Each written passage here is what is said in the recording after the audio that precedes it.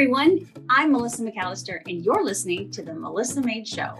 Now, for decades, I've dedicated myself to helping women break the cycle of dieting, navigate through all the fads, and change their lives through my nutrition coaching. Now, each week, I'm going to talk about everything from deep nutrition, mindset, self-care, the ideal workout routine, tips on how and why to implement intermittent fasting in your life, my favorite recipes that are not only crowd pleasers, but they're actually healthy for you, and so much more. Now, with small and consistent changes, you can defy aging while living a happier, healthier, and more heart-filled life. I'm so excited to show you it's possible with the right strategies that are so simple to adopt.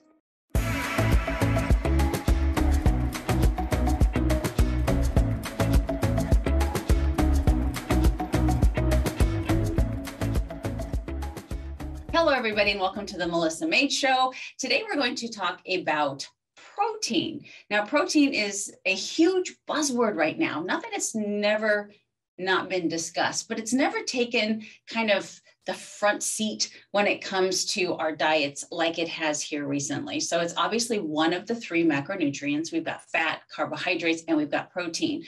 And carbohydrates kind of took the stage there for a while where we needed to go low fat. And so everybody was eating a higher carbohydrate diet because you had to go low fat, or protein stayed pretty moderate. Now we've kind of shifted that and we've gone lower carbohydrate, higher fat. And again, protein kind of just stayed right in the middle. It was the steady dog.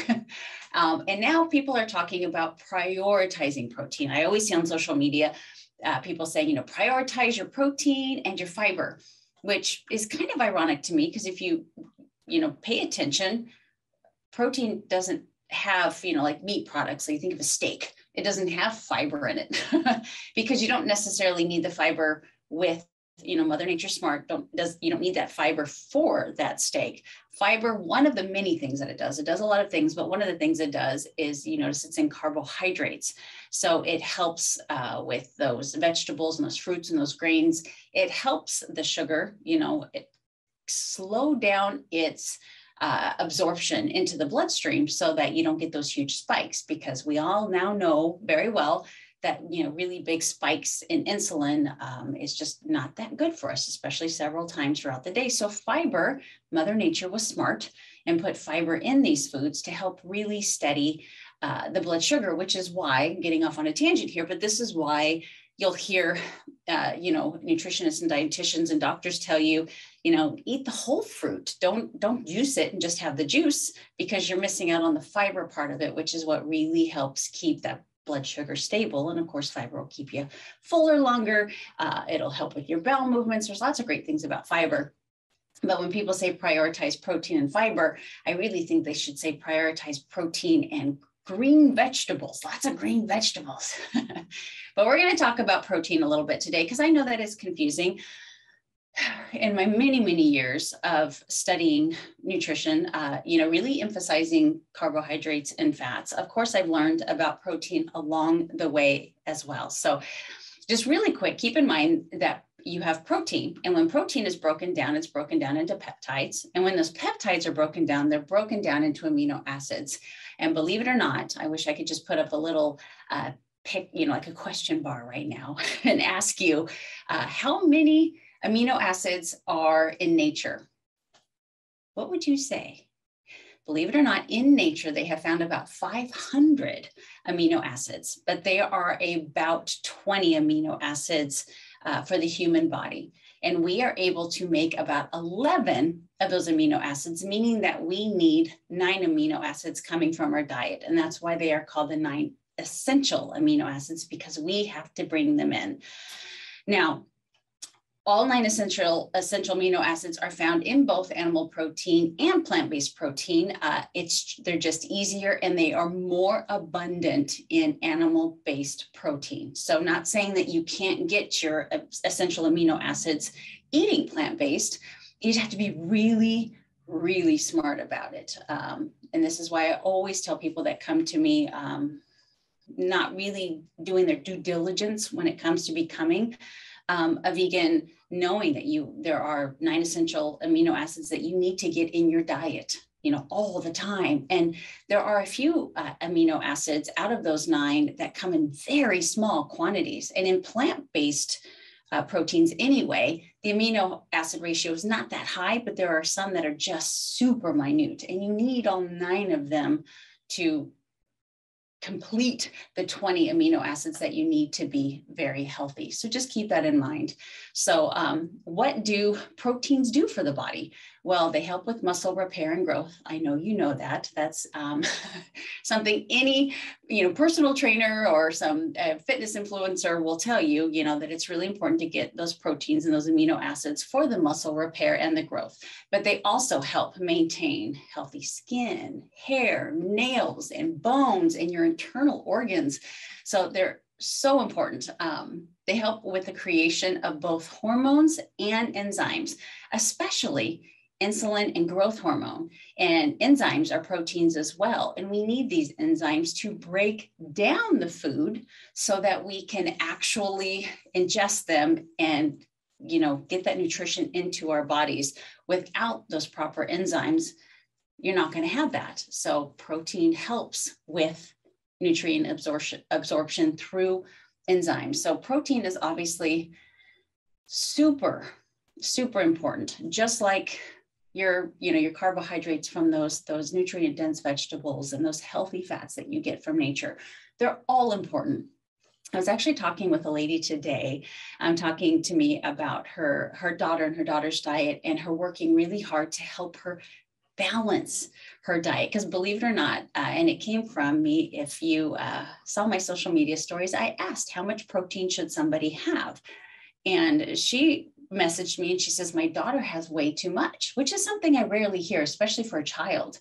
But even her doctor said that, she's having too much protein and she needs to really work on balancing that out. And there is a balance, and it's so bio-individual. You can never have somebody tell you, you should have exactly this much protein, this much fat, and these many carbohydrates, because how you live your life, your genetics, everything about you makes it so specific.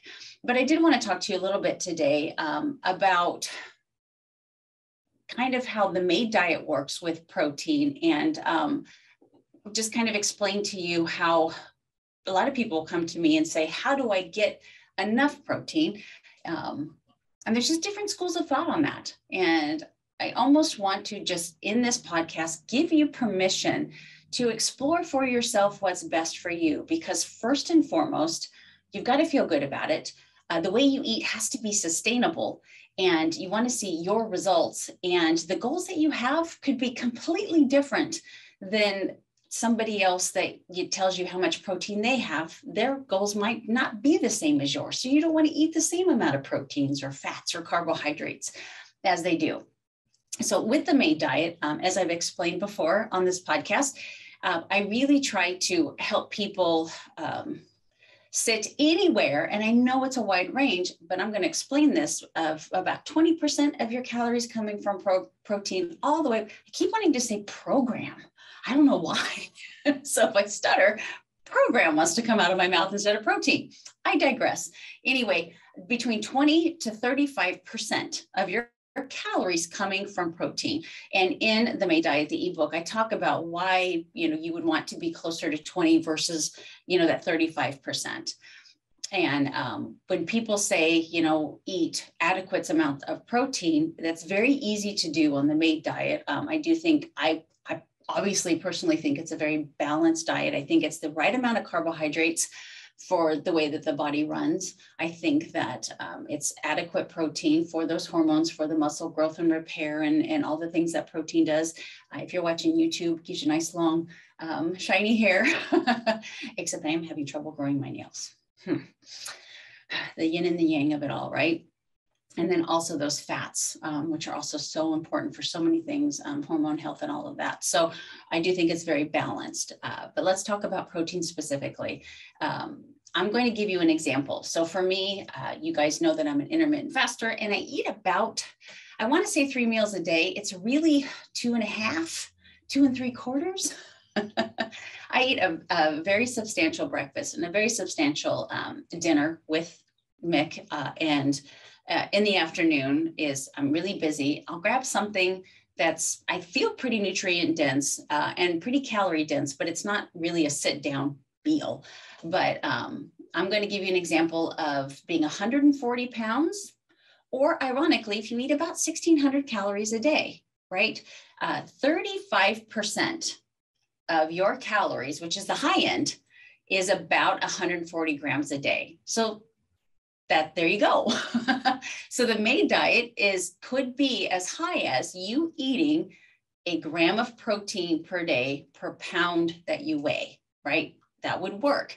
And there are a lot of people, especially those that are, big weightlifters and stuff that tell you that you should have. I mean, that is said, I think, more than anything in nutrition on social media, is to eat a gram of protein per pound you weigh. So think of this. So it doesn't really make a difference if you're going by how many calories you have, and it's 35% of your calories. And I'm just picking 1,600 out there because I eat between 1,600 and 1,800 a day. So I could average, say, 1,700, but I know I'm a little bit taller than most women. So I'm just going to shoot for 1,600. Where I think a lot of women can comfortably eat and also improve their physique a little bit. And so whether you're 1,600 calories a day at 35% being protein, or you're, like me, and you're around 140 pounds, I'm a little bit heavier than that right now.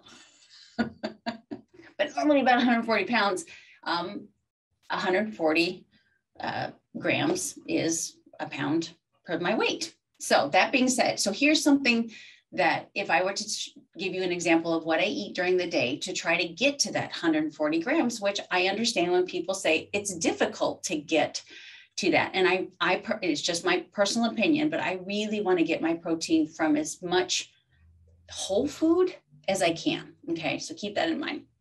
But let's say, for instance, I have a 6-ounce chicken breast, which is going to be about 36 grams of protein. So you can always count on chicken, chicken or steak, to be a great source of, quality protein for you.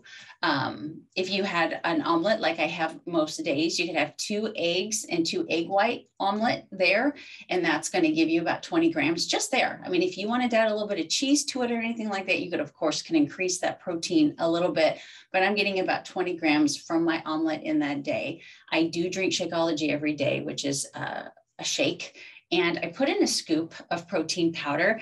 And to be honest with you, I started doing that because the protein powder actually I don't know why, but protein powder makes a shake thicker and makes it more consistency like ice cream.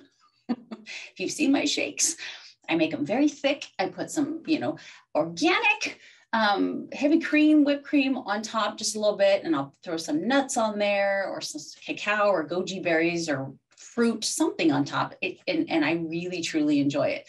But having that Shakeology and having that protein is almost 40 grams of protein right there as well. So that's a lot. And then as far as my half a meal, here lately, I've been grabbing a salmon epic bar. Have you ever had one of those? Any of these people to sponsor me? I love them. I think they're great. There's venison, there's bison, there's beef.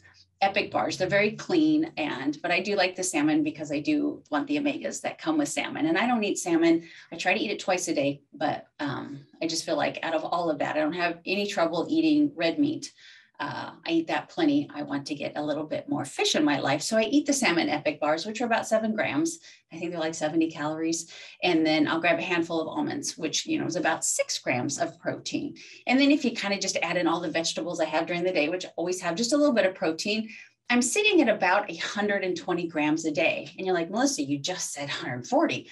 So yes, sometimes I don't hit that 35%, but I'm not, oh, please listen to me. I'm not the kind of person that will do that. I mean, if there's somebody asks me to, or I'm having to try to create a sample meal plan or something, and I need to give those, then I will figure out what my percentages are and stuff. But generally speaking, I'm just trying to fill my day full of healthy protein, healthy fats, and a lot of vegetables. And believe it or not, that really kind of keeps me at about the 30 to 35% protein.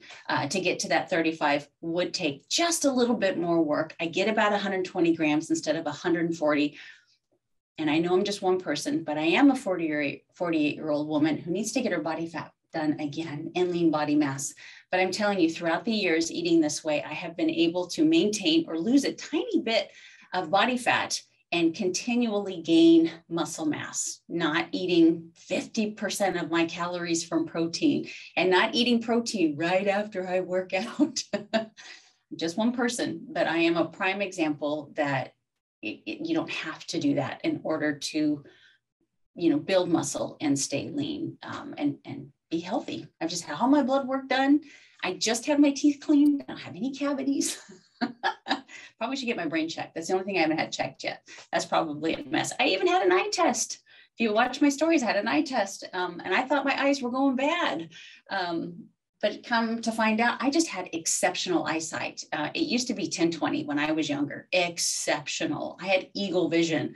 Now it's 20/20, and to me it sucks because it's, what is it? It takes twice as, it has to be twice as close now for me to see it. So for me, it's bad, but the doctor's like, no, you still have really good eyesight. I don't have any cataracts or anything. So I'm doing really good health-wise, which is so much more important to me than how I look, but how my body is functioning as a 48-year-old woman who still has all of her hormones in check. She's still, I can't say that I'm childbearing, but I'm still regular, if you know what I mean, which I think is kind of impressive for a 48-year-old woman.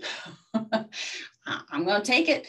So anyway, I am just explaining to you that I think that you can be extremely healthy with this whole protein push, prioritizing protein, that you keep in mind that it is important, but my goodness, don't kill yourself and, not look forward to eating because my goodness, you need more protein. And I do encourage you to get most of your protein through whole food sources. If you're getting it from a lot of boxes and packages and all that stuff, I just don't think maybe your body is going to utilize it as well if it's just not the way that nature intended.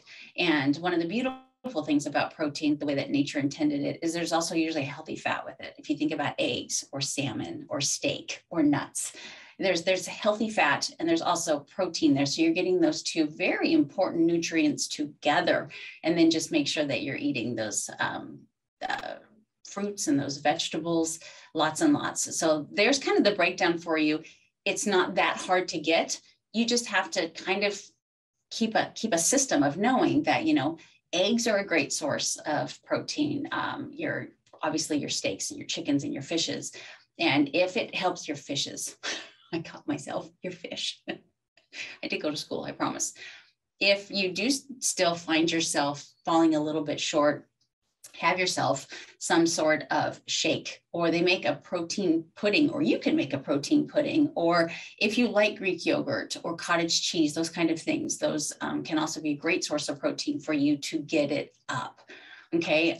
So another question that people have is, can you have too much protein at one sitting? So this has been really controversial. I'm sure that you've heard yes and no out of, probably the same person. But I'm going to tell you, theoretically, the answer is no. It's much more complicated than that. So they have found that 30 grams of protein is about where muscle protein synthesis tops. If you're really working on repairing and rebuilding muscle, anything more than 30 grams at one time, it really diminishes after that. So say, for instance, you have 50 grams of protein. It's not that you can't utilize those 20 grams of protein. It's just that for the muscle synthesis, which is what everybody cares about, it just really diminishes after that point. So it's just not as important to get 50 as it is to get the 30, if that makes any sense. So you can have more than that and you won't waste it, but it just really doesn't go into that protein muscle synthesis, just like having that 30 grams does. Now, I would be remiss if I didn't talk to you about, so I really respect Dr. Longo. So he is one of, if not the top experts in longevity, us living a long time. He studies the Blue Zone people, the people that live well over 100 years old. And it's his life's work. And he's an amazing human being. And there's nobody smarter than him when it comes to us as humans extending our lifespan as long as we can. And he's one of those people that will tell you that eating less protein will extend your life. So here you are. It's almost like the red or the blue pill. Do you take the red pill, which is, eating a good amount of protein, being satiated, helping you build muscle, or do you take the blue pill and eat less protein and, maybe not be satiated throughout the day and have the ability to maybe live a lot longer? It's really tough. And believe it or not, I actually kind of toggle back and forth. And so that's one of the reasons why I'm not so adamant about counting every single gram of protein and carbs and fat that go into my diet. Because if I have a lower carb or protein day, it's okay. It's okay to have a little bit lower. And when I say lower, even the RDA, the recommended daily allowance is about 50 to 55 grams a day. And Dr. Longo would even tell you to go a little bit lower than that. So that's, but if you think about it, I mean, that's a good sized chicken breast every day. So it's still adequate amount of protein. And if you're not somebody who's looking that, goes to the gym and lifts weight, then it's just not, it may not be that important to you to get a ton of protein. But keep in mind that there are reasons that some people do need more protein. Say, for instance, you are an athlete. If you are healing, you've had some sort of trauma and you are in a healing, like a physically healing state, higher amounts of protein are very good for you at that time. And the last one, right? Yes, when you get older, it's called sarcopenia. And it's when, your muscle mass just starts to diminish over the years. And so they do encourage you to increase that protein consumption for that reason. But which again is why I'm such a proponent for my own book. Wow, Melissa. But I am. And it's the reason why I give you such a range when it comes to protein, because maybe you are the person that, doesn't want to have muscles and doesn't care to strength train. You just, you're a walker or a runner, or you're just very active through the day. And you don't see the need to eat that much protein. And you're closer to that 20%, closer to the recommended daily allowance, or closer to what Dr. Longo says for longevity.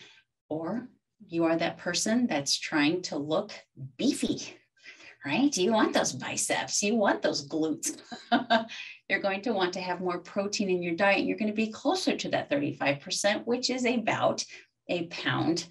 This is so hard to say, which is about a gram per pound you weigh. There we go.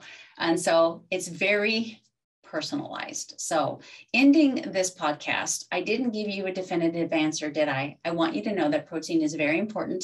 I do believe protein from both plant-based and animal sources is very important. I think if you are a vegan, I want to beg of you to do your homework. Find yourself a mentor. Find yourself somebody, if you don't want to do all the due diligence, to find, a book or somebody that who, is obsessed with eating right when it comes to being a vegan and knows how to pair those foods up and make sure you're getting all those amino acids, because without that, you're going to become nutrient deficient. Not only that, but if you eat nothing but protein, there's a chance that you could also be nutrient deficient, because when you're eating a ton of protein, number one, you're going to be very full and you're cutting out important nutrients like some of those healthy fats and all of those, vegetables and stuff like that. So I had one other person message me again today, and she said that she, if you're listening, hello, her friend started the Carnivore Diet, and she did, and did it all last month. And she says she feels amazing, but the scale hasn't moved. Number one, I always caution to start a diet, that's pretty extreme on any side of the spectrum. Super low calorie, raw, no carb, no fat, all protein, all fat, whatever it is, that's pretty dang extreme. That's very hard to sustain. Never do something like that in hopes for weight loss, because it'll just never in your mind be long-term, right?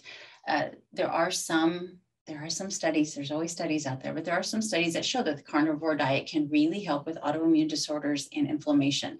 But really, truly, is that sustainable?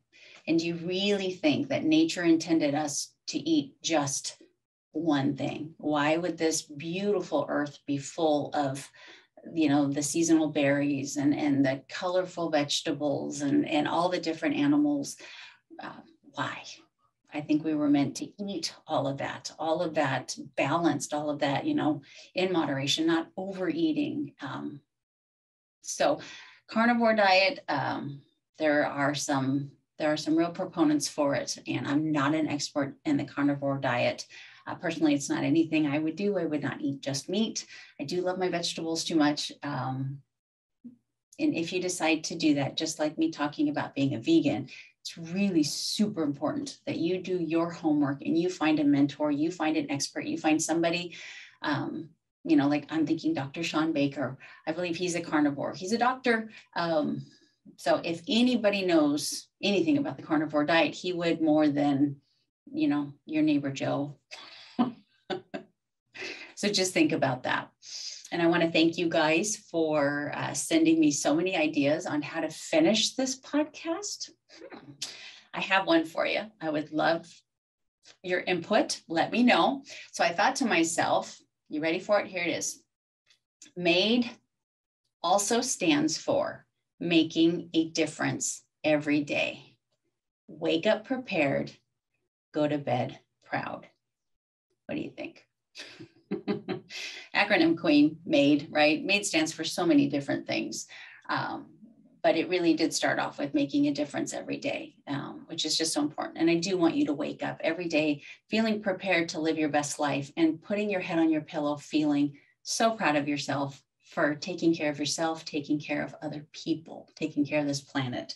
So I'm going to sign off for now. If you have any questions about protein, you know where to find me. I hope you enjoyed this. Always here for you. If you have any ideas for a podcast, I would love to hear it. So have a great day. Take care. And I will see you next week. Wow, we've reached the end. But before I leave you, I'd love to hear from you. After all, it's not every day that someone reaches out and asks for your opinion. And to me, your opinion does matter. So please share this episode with anyone that you think needs to hear this message. And remember to rate, review, and subscribe wherever you listen to podcasts. My name is Melissa McAllister. And until next time, thank you for being your own health advocate.